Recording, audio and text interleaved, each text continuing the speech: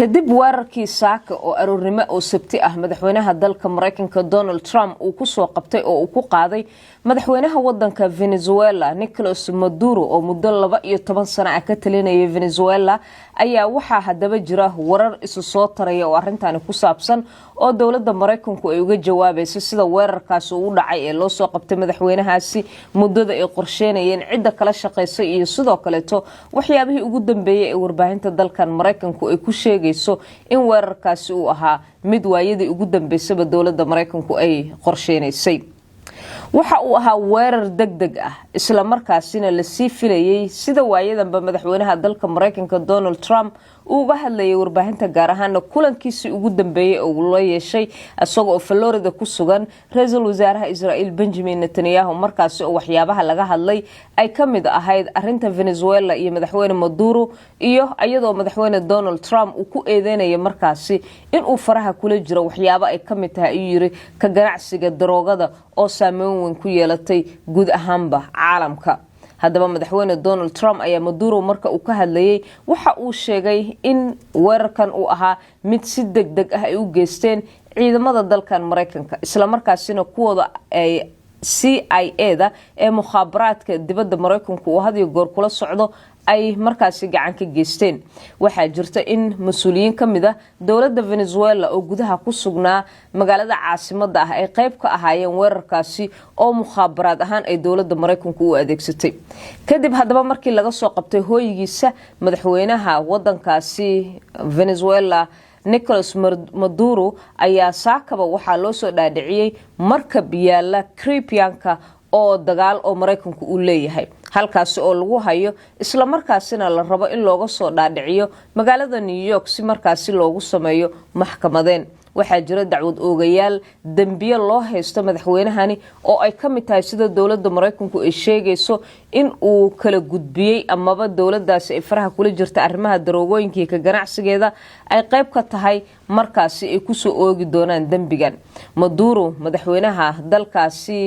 Venezuela ayaa $50 milyan oo dollar dawladda Mareykanku ay dul dhigtay kadib markii lagu eedeeyay sidoo kale to in uu heshiisiyo iyo is-afgaradyo waaweyn uu la sameeyay wadamo dawladda Mareykanku si weyn ay isaga soo horjeedaan oo Ruushka, Shiinaha, Iran iyo sidoo kale to cadowga gobolka ee dalka Mareykanka waxay dawladda Mareykanku ku sheegtay uu waayadanba faraha kula jiray Maduro soo qabashadiisa sida aan sheegayba waxa kaalin ka ciyaaray warbaahinta Mareykankuna ay tabinayso saraakiil kamida kuwa Venezuela ee gudaha balse madaxweyne ku xigeenka wadankaasi gabadha la yiraahdo Delcy Rodriguez ayaa waxa ay sheegtay in arrintan ay tahay waxaan loo dulqaadan doonin isla markaasina Mareykanka ay ka rabaan in ay ku sheegaan nolol halka uu joogo madaxweynihii wadankaasi goor hore saakayta video la wareejinayo warbaahinta iyo xaaskiisaba hase yeeshee Donald Trump markii uu qabanayay shirka jiraa'id waxa uu sheegay in madaxweyne ku xigeenka wadankaasi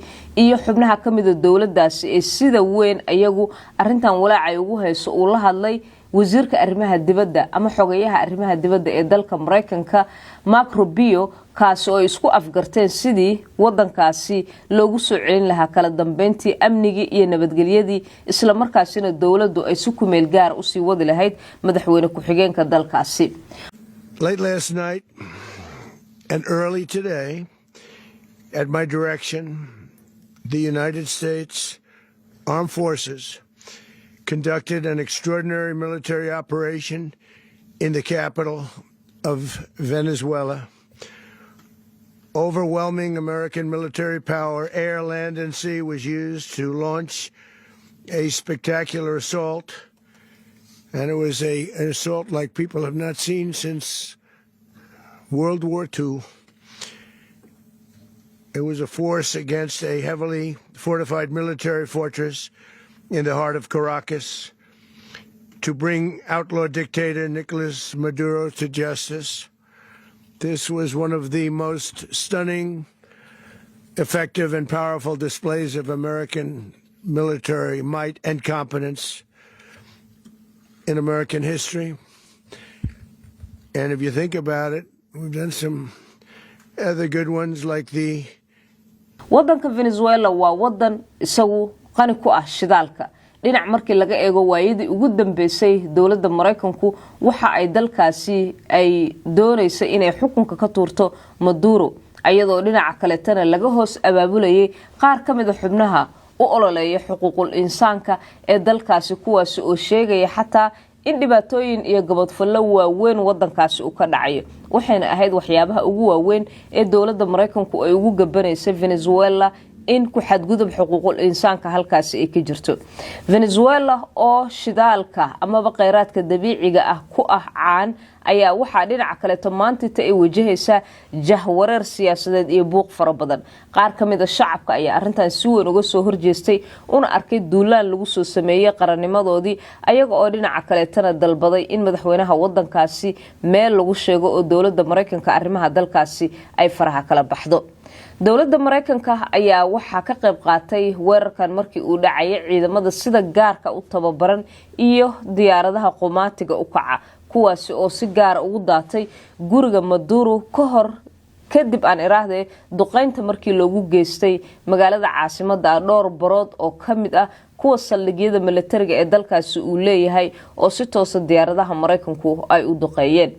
waxa xusud mudan hadaba madaxweynaha dalka Mareykanka in arintan uu sheegay in uu horay la tashiyo wala sameeyay Congress-ka wadankan Mareykanka inkastoo warbaahinta si rasmi ah loogu soo bandhigin haddana Donald Trump waayadii ugu dambeysay ma uusan qarsanaynin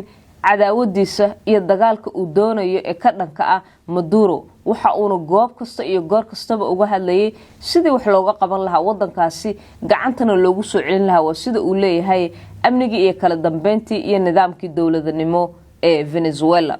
hadaba daawadayaal waxa xusud mudan Mareykanku ma aha markii ugu horeysay oo wadan ku yaala koonfurta America sidan oo kale ay ugu duulaan oo weerar ay ka geystaan waxa xusid mudan duulaankii Mareykanku uu 1990kii uu ka geystay Panama halkaasi oo lagu soo qabtay waqtigaasi madaxweynihii wadankaasi xukumayay Manuel Antonio ayada oo la xiray xabsi Mareykanka la geliyay isla markaasina markii dambe uu ku dhintay arintan ayaa waxa ay noqotay inkastoo aysan ahayn wax degdeg ah oo horay loo sii filayay hase yeeshee waqtigan ay tahay arin cusub haddana waxa ay noqotay in madaxweynaha Maduro la soo qabto arin fajac ku noqotay caalamka ayadoo wax iska horimaada ama iska caabina dowladda Mareykanku aysan halkaasi kala kulmin warbaahinta Mareykanku ayaa si weyn waxay u falanqeynayaan arintan waxyaabaha ka imaan karo iyo sidoo kale waxa xigi kara oo wadankaasi ku yaala koonfurta dalkan Mareykanka u xigi kara